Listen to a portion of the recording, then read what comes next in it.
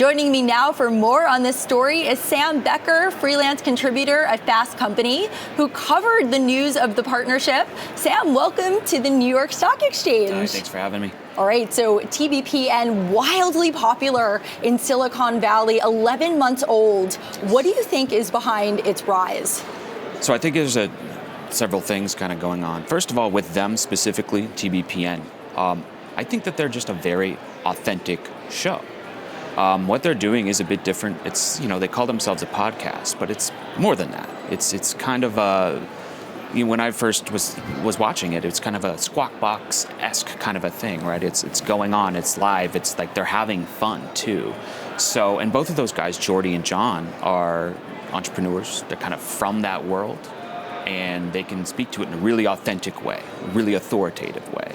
And larger than that, I mean, you kind of got the whole broader media ecosystem, which I think, everybody talks about this all the time, which has its issues. And I think that there's really a vacuum in space for these kind of smaller, organic media operations, TBPN being a great example of that, to come in and kind of fill that void. Why do you think authenticity really resonates with viewers in this way? Well, we spent the last 10 years talking about fake news and things like that, and you can talk all about that all you want, right? But I do think that there's a sense for, and I do this too. I'm a consumer of the news and of the media, and you read things, you see things, and just, I don't know, some of it's exhausting, or even different types of media. You go to the movies, it's just the same thing. It's a sequel of this and that, and you're kind of you want something real. You just want to watch something new for once. And I think that, a show like this, even though maybe they're not, treading incredibly new ground here compared to some of their media peers, but they're doing it in a different way. And I always think back decades ago when I was a young man, how did I get interested in business and politics and things like that? I think it was Jon Stewart, watching The Daily Show in like the early 2000s, because he was delivering it in a different way. So I think that, he was delivering it in a more real, a fun way. And I think that was one of the things that a show like TBPN can kind of grab that handle and run with it. And I understand the relationship between the NYSE and TBPN started when they came to cover the Figma IPO in late July. How did that relationship evolve into the partnership it is today?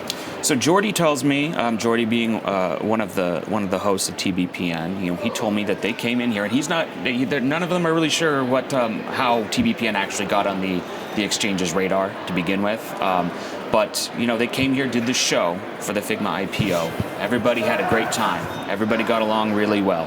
And from there, I think that the exchange itself has this media and content arm to it, looking to kind of bring guys like them in, shows like them in, to partner with. And I think that there was just a really good mesh of personalities, of content that worked really well. And I think that was the genesis of it.